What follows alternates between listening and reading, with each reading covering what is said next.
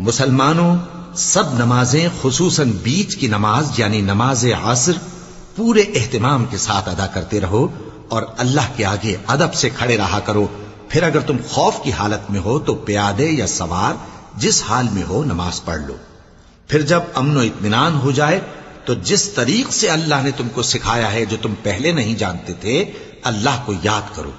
اور جو لوگ تم میں سے مر جائیں اور عورتیں چھوڑ جائیں وہ اپنی عورتوں کے حق میں وصیت کر جائیں کہ ان کو 1 سال تک خرچ دیا جائے اور گھر سے نہ نکالی جائیں.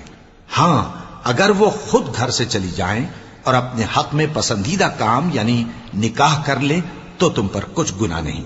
اور اللہ زبردست ہے، حکمت والا ہے.